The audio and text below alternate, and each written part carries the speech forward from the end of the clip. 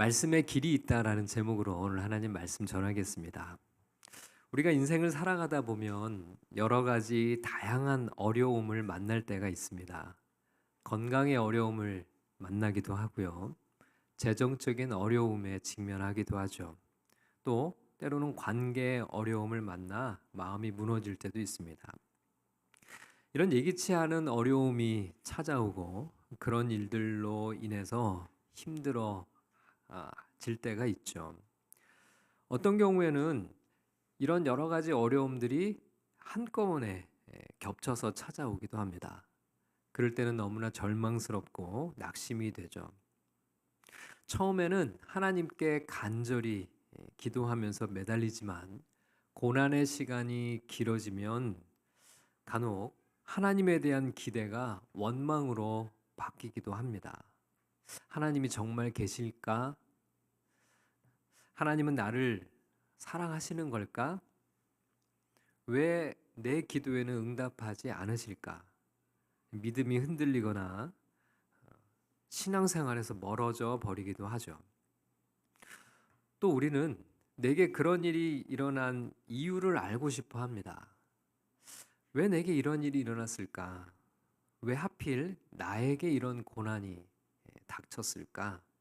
내가 뭘 잘못했을까? 내가 벌을 받는 걸까? 후회하고 자책하면서 자존감이 바닥으로 떨어지기도 합니다. 때로는 자기 자신을 원망하면서 자포자기하기도 하죠. 그러나 분명한 것은 누구나 인생에 고난을 만날 때가 있다는 거예요. 누구나 인생의 어두운 터널의 시기를 통과해야 할 때가 있다는 겁니다. 고난의 시간이 짧게 스쳐 지나가기도 하지만 긴 시간 이어질 때도 있어요. 자, 오늘 우리가 살펴볼 이스라엘 백성들이 이런 상황에 놓여 있었습니다. 이스라엘 백성들은 이집트에서 노예로 전락했어요. 갖은 학대를 받으며 고된 노역에 시달리고 있었습니다. 자, 오늘 본문 말씀 11절 말씀을 같이 한번 읽어보겠습니다. 시작. 감독들을 세우고 침을 지워 괴롭게 괴롭게 하여 하여 그들에게 바로를 위하여 북고성 비돔과 라암셋을 건축하게 하니라. 이집트 사람들은 이스라엘 백성들을 고의적으로 무거운 짐을 지워 괴롭게 했다는 기록이에요. 여러분, 여기서 괴롭게 하다라는 이 단어는 굴욕감을 주다, 낙심시키다라는 뜻을 가지고 있는 말인데요. 이집트 사람들은 이스라엘 백성들을 의도적으로 무시하고 차별하고 모욕적인 태도로 일관하면서 학대하고 억압했던 거죠. 견디기 힘든 노동이 이어졌습니다. 자, 13절과 14절 말씀을 함께 읽겠습니다. 이스라엘 자손에게 이를 엄하게 시켜 어려운 노동으로 그들의 생활을 괴롭게 하니 곧 흙 이기기와 벽돌 굽기와 농사의 여러 가지 일이라. 그 시키는 일이 모두 엄하였더라.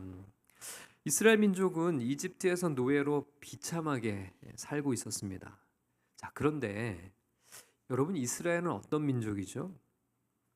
이스라엘은 하나님의 백성, 하나님께 선택받은 백성들 아닌가요? 그리고 이스라엘 조상이 누구였죠? 아브라함이라는 사람이죠. 하나님께서 갈대아 우르에서 살고 있던 아브라함을 부르시고 그에게 이런 약속을 주셨어요. 창세기 12장 1절과 2절 말씀을 읽겠습니다. 시작. 여호와께서 아브라함에게 이르시되 너는 너의 고향과 친척과 아버지의 집을 떠나 내가 내게 보여줄 땅으로 가라. 내가 너로 큰 민족을 이루고 내게 복을 주어 내 이름을 창대하게 하리니 너는 복이 될지라. 하나님께서 아브라함을 선택하셨어요. 그리고 고향을 떠나 하나님께서 보여줄 땅으로 가라고 하셨습니다. 그곳에서 큰 민족을 이루게 하시고 복을 주실 것이다. 그렇게 약속하셨어요. 아브라함은 하나님의 이 약속의 말씀을 믿고 순종했습니다. 고향을 떠나 하나님이 지시한 땅으로 갔어요. 그곳이 바로 가나안 땅이죠. 오늘날 이스라엘이 있는 그 땅입니다. 그곳에서 아브라함은 아들 이삭을 낳아요. 아브라함의 나이 100세, 아내 사라의 나이 90세에 일어난 기적이었죠. 우여곡절은 있었지만 하나님의 약속대로 모든 것이 순조롭게 흘러갔습니다. 아브라함의 아들 이삭은 쌍둥이 아들을 낳았어요. 그의 둘째 아들 야곱은 12명의 아들을 낳았습니다. 12명의 아들 중에 11번째 아들이 요셉이라는 아들이었죠. 그는 배다른 10명의 형들에 의해서 이집트로 노예로 팔려가는 불행한 삶을 살았어요. 그러나 하나님께서 요셉을 형통하게 하셨고 노예에서 이집트 왕의 친위대장 집의 관리인으로, 그리고 다시 감옥의 죄수로, 감옥의 죄수에서 간수장으로, 다시 이집트의 총리가 되는 인생 역전의 드라마를 쓰게 하시죠. 이집트와 가나안 전 지역에 극심한 가뭄이 이어집니다. 이 가뭄으로 이집트의 총리가 된 요셉과 그를 팔아넘긴 10명의 형들이 이집트에서 조우하게 되어 극적인 재회를 하게 됩니다. 그리고 아브라함의 손자 야곱은 가족 70명과 함께 아들이 이집트 총리로 있는 그 이집트 땅으로 들어오게 되죠. 그게 출애굽기 1장 1절에 기록된 말씀이에요. 1장 1절을 같이 읽겠습니다. 시작. 야곱과 함께 각각 자기 가족을 데리고 애굽에 이른 이스라엘 아들들의 이름은 이러하니. 아브라함의 손자 야곱의 가족들 70명이 이집트로 들어왔어요. 자, 이때는 그 아들 중에 하나인 요셉이 이집트의 총리였기 때문에 그의 가족들은 크게 환영을 받으면서 이집트 땅으로 들어가게 됩니다. 이집트의 왕 파라오의 환영을 받았어요. 그리고 가장 좋은 땅을 불화받습니다. 그곳에서 이들의 원래 직업인 목축업을 하며 살 수 있도록 허락을 받았습니다. 총리의 가족이니 얼마나 남부럽지 않은 그런 복을 누리며 그 땅에서 살았겠어요. 이집트에서의 첫 시작은 이렇게 화려하게 시작을 했습니다. 이렇게 창세기의 말씀이 끝이 나죠. 자, 출애굽기가 시작하는 시점은 이때로부터 400년이라는 세월이 흘렀어요. 하나님의 약속처럼 이스라엘은 큰 민족으로 성장했습니다. 자, 오늘 본문 6절과 7절 말씀을 같이 읽겠습니다. 시작. 요셉은 그의 모든 형제와 그 시대의 사람은 다 죽고 이스라엘 자손은 생육하고 불어나 번성하고 매우 강하여 온 땅에 가득하게 되었더라. 정말 하나님의 약속의 말씀처럼 아브라함 한 사람에게서 출발한 이스라엘은 민족을 이루었어요. 수백 년 만에 큰 민족이 되었다는 겁니다. 자, 그런데 그 사이에 예기치 않은 상황이 발생해요. 이집트의 왕권이 바뀌게 됩니다. 왕조가 새롭게 시작이 돼요. 요셉이 총리를 지냈던 그 왕조가 끝이 나고 다른 새로운 왕조가 이집트에 들어서게 됩니다. 자, 오늘 8절 말씀을 같이 읽겠습니다. 시작. 요셉을 알지 못하는 새 왕이 일어나 애굽을 다스리더니. 새롭게 탄생한 왕조는 큰 민족으로 성장한 이스라엘을 경계하기 시작합니다. 자, 9절 말씀을 읽겠습니다. 그가 그 백성에게 이르되 이 백성 이스라엘 자손이 우리보다 많고 강하도다. 혹시라도 이들이 반란을 일으키거나 아니면 적군과 이렇게 연합해서 그렇게 이집트의 위협이 되지 않을까 하는 두려움을 갖게 돼요. 10절 말씀을 읽겠습니다. 자, 우리가 그들에게 대하여 지혜롭게 하자. 두렵건대 그들이 더 많게 되면 전쟁이 일어날 때 우리 대적과 합하여 우리와 싸우고 이 땅에서 나갈까 하노라 하고. 이때부터 이집트 왕조는 이스라엘 민족에 대한 억압 정책을 실시하기 시작합니다.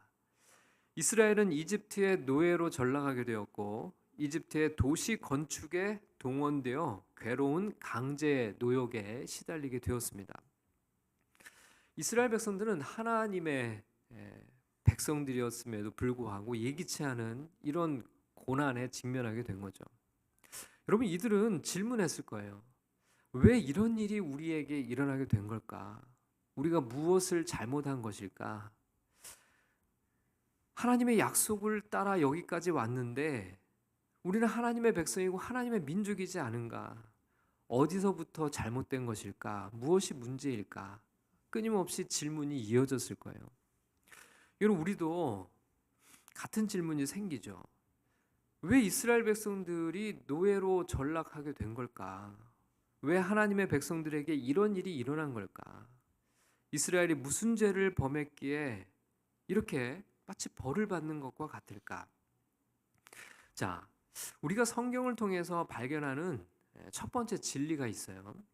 그게 뭐냐면 말씀을 따라갈 때 만나는 고난이 있다라는 사실입니다. 말씀을 따라갈 때 만나는 고난이 있다. 우리는 이렇게 생각할 수 있어요. 하나님께서 아브라함에게 약속한 땅은 가나안이었는데 가뭄이 생기자 가나안 땅을 벗어나 이집트로 간 것이 잘못된 선택 아니었을까? 여러분, 뭔가 우리는 인생의 어려움을 만나면 그리고 고난을 겪게 되면 뭔가 문제가 있거나 잘못이 있는 것은 아닐까 하는 의심을 품게 돼요. 그런데 야곱이 이 극심한 가뭄 가운데 가족들을 데리고 이집트로 들어갔을 때 하나님께서 이렇게 말씀하셨어요. 창세기 46장 1절에서 4절 말씀을 한번 같이 읽겠습니다. 시작. 이스라엘이 모든 소유를 이끌고 떠나 브엘세바에 이르러 그의 아버지 이삭의 하나님께 제사를 드리니 그 밤에 하나님이 이상 중에 이스라엘에게 나타나 이르시되 야곱아 야곱아 하시는지라. 야곱이 이르되 내가 여기 있나이다 하매 하나님이 이르시되 나는 하나님이라 내 아버지의 하나님이니 애굽으로 내려가기를 두려워하지 말라. 내가 거기서 너로 큰 민족을 이루게 하리라. 내가 너와 함께 애굽으로 내려가겠고 반드시 너를 인도하여 다시 올라올 것이며 요셉이 그의 손으로 내 눈을 감기리라 하셨더라. 분명히 하나님께서 야곱에게 이집트로 가는 것을 두려워하지 말라고 하셨어요. 야곱은 하나님께서 이집트로 가라고 하신 그 말씀을 따라 간 겁니다. 하나님께서는 이집트에서 큰 민족을 이루게 하실 것이라고 하셨고 심지어는 하나님께서 함께 이집트로 가겠다고 하셨어요.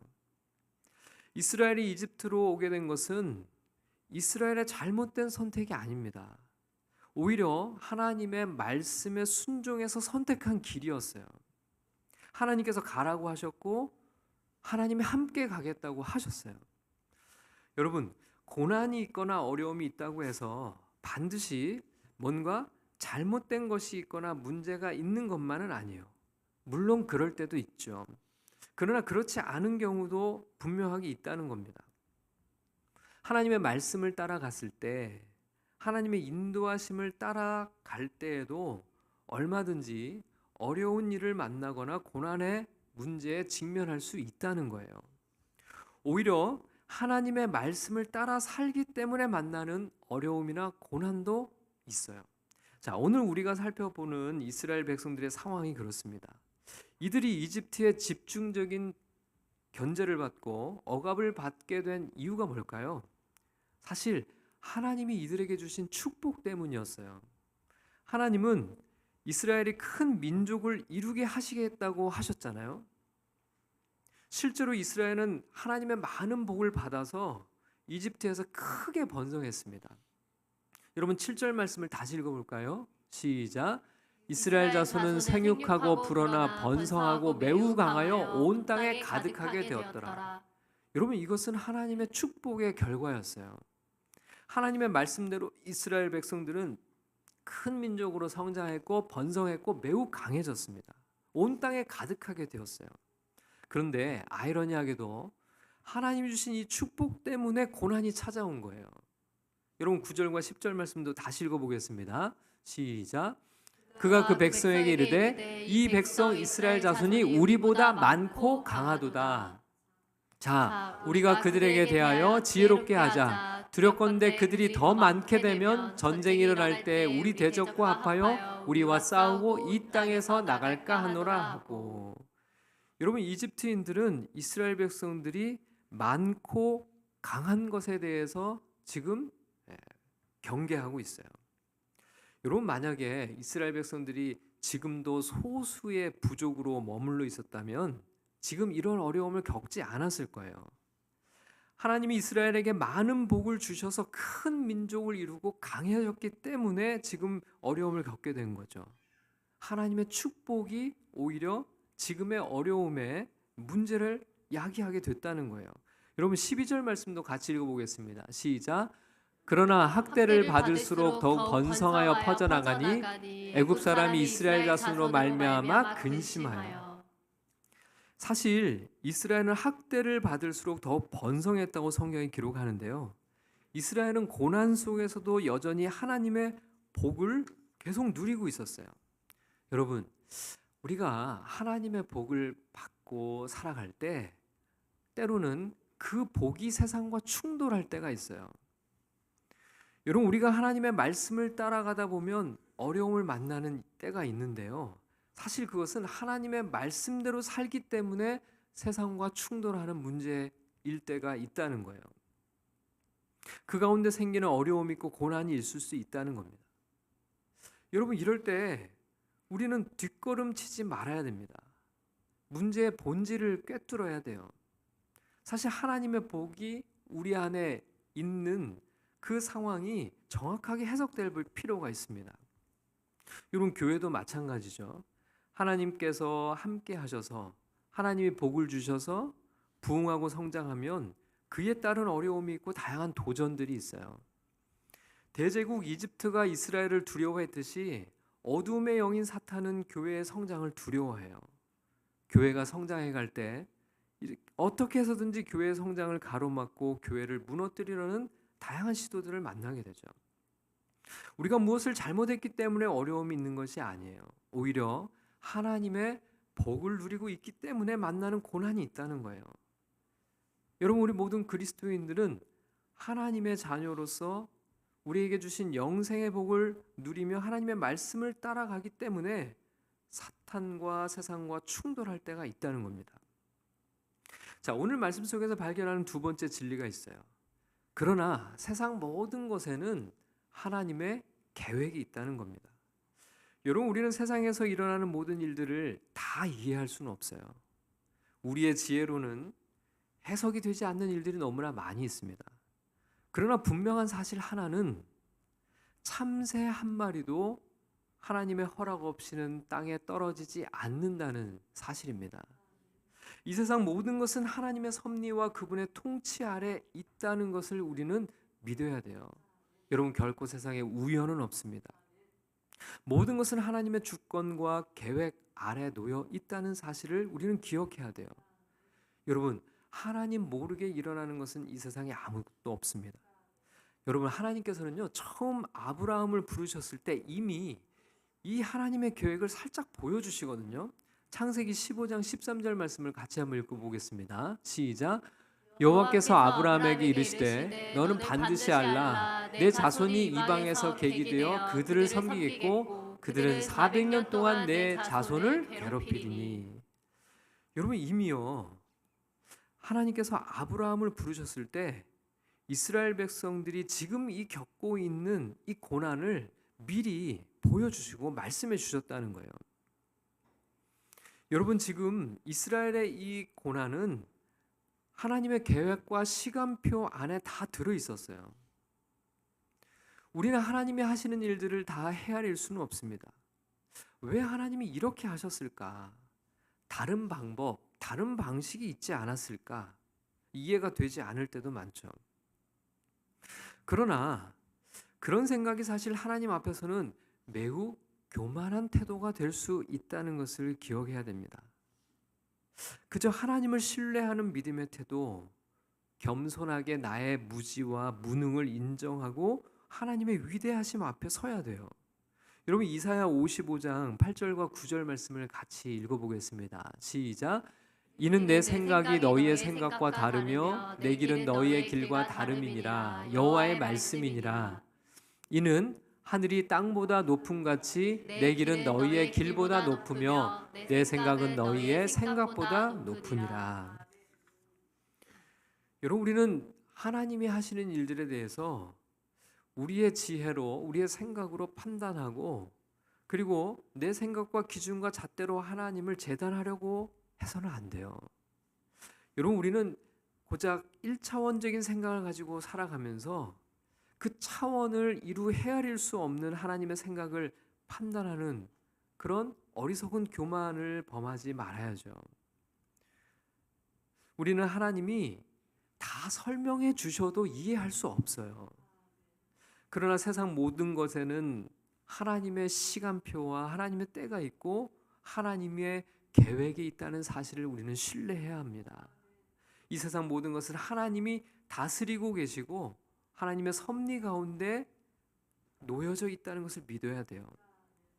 하나님의 손을 벗어나서 하나님의 통치가 미치지 않는 것은 이 세상에 아무것도 없습니다. 자, 마지막으로 기억할 진리가 있어요.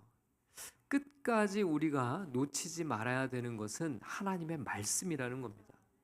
여러분 이스라엘 백성들은 이집트에 동화되지 않았어요. 여러분 수백 년간 이스라엘은 백성으로서 하나님의 백성으로서의 정체성을 유지하며 성장해 갑니다. 여러분 이스라엘 백성들이 이집트에 동화됐다면 이렇게 이스라엘의 새 왕조에게 위협적인 존재가 되지 않았겠죠. 그러나 이들은 분명하게 자기들만의 정체성을 가지고 성장해 가고 있었기 때문에 오히려 이런 고난을 받았어요. 그러면 수백 년간 이집트라고 하는 대제국과 앞선 문화를 가진 그 세상 속에서 살아가면서 또 학대와 박해와 핍박을 받아가면서도 이스라엘 백성들이 이렇게 정체성을 유지하며 살아갈 수 있었던 이유가 뭘까요? 그것은 바로 하나님의 말씀이 있었기 때문입니다. 여러분 창세기 15장 13절 말씀을 다시 한번 읽겠습니다. 시작. 여호와께서 아브라함에게 이르시되 너는 반드시 알라 내 자손이 이방에서 계기되어 그들을 섬기겠고 그들은 400년 동안 내 자손을 괴롭히리니. 하나님께서 이 말씀을 아브라함에게 주신 다음 이렇게 말씀하셨어요. 창세기 15장 14절 말씀입니다. 시작. 그들이 섬기는 나라를 내가 징벌할지며 그 후에 내 자손이 큰 재물을 이끌고 나오리라. 여러분 하나님께서요 분명하게 약속하셨어요. 400년 동안은 이방에서 계기되어 괴롭힘을 당하지만 하나님께서 괴롭힌 나라를 징벌하시고 이스라엘 백성들이 큰 재물을 이끌고 나오게 될 것이라는 말씀이었어요. 여러분 이스라엘 백성들은 이 하나님의 말씀을 기억하고 있었습니다. 야곱이 이집트로 들어갈 때 하나님께서 주신 말씀 중에도 이런 구절이 있었어요. 창세기 46장 4절 말씀을 읽겠습니다. 시작. 내가 너와 함께 애굽으로 내려가겠고 반드시 너를 인도하여 다시 올라올 것이며 요셉이 그의 손으로 내 눈을 감기리라 하셨더라. 이스라엘 백성들은 야곱에게 주신 하나님의 약속, 하나님이 반드시 함께 애굽으로 내려가겠고 반드시 이스라엘 백성들을 인도하여 다시 가나안 땅으로 올 것이라는 이 약속의 말씀, 이 말씀을 이스라엘 백성들은 붙들고 있었던 겁니다. 이집트의 총리였던 요셉은 죽기 직전에 이런 유언을 남겨요. 창세기 50장 24절 말씀입니다. 시작. 요셉이 그의 형제들에게 이르되 나는 죽을 것이나 하나님이 당신들을 돌보시고 당신을 이 땅에서 인도하여 내사 아브라함과 이삭과 야곱에게 맹세하신 땅에 이르게 하시리라 하고. 여러분 요셉도요 하나님께서 아브라함과 야곱에게 주신 말씀을 붙들고 있었기 때문에 강한 확신을 가지고 이렇게 유언을 남겼던 겁니다. 그리고 이들의 자손들인 이스라엘 백성들도 말씀을 붙들고 있었던 것이죠. 400년 동안요. 400년이라는 세월이 지나도 이스라엘이 이집트에서 정체성을 유지할 수 있었던 것은 그들에게 말씀이 있었기 때문입니다. 갖은 학대와 억압에도 무너지지 않을 수 있었던 것은 그들이 하나님의 말씀을 붙들고 있었기 때문이죠. 여러분, 세상에 동화되지 않고 세상 속에서도 어떤 고난과 역경에도 흔들리지 않을 수 있는 길은 우리가 하나님의 말씀을 붙들고 살아가는 길입니다. 말씀을 잃어버리면 세상에 물들고 흐지부지 사라져버리고 말아요. 고난이 오기도 전에 물거품처럼 흩어져 버리고 맙니다. 하지만 여러분, 하나님의 말씀을 붙들고 살아가는 이들은 결코 변하지 않아요. 무너지지 않아요. 오히려 말씀 때문에 세상과 충돌하더라도 말씀의 정체성을 가지고 하나님의 백성으로 세상 속에서 살아갈 수 있어요. 여러분, 하나님의 말씀을 생명처럼 우리는 소중하게 여겨야 됩니다. 하나님의 말씀이 없으면 우리는 더 이상 세상과 구별되지 않아요. 세상 속에 있으나 하나님의 백성으로서 살아갈 수가 없어요. 하나님의 말씀을 늘 가까이 해야 됩니다. 우리의 입술에 하나님의 말씀을 두고 하나님의 말씀을 읽고 묵상하고 암송하고 하나님의 말씀을 가슴에 새기며 살아갈 때 오히려 세상 속에서 하나님의 백성으로 하나님의 복을 누릴 뿐만 아니라 하나님의 복을 세상에 전하며 살아가는 믿음의 삶을 살아가게 될 줄로 믿습니다. 그렇게 말씀의 길에 하나님의 백성으로 날마다 승리하며 살아가는 우리 모두가 될 수 있기를 주님의 이름으로 축원합니다.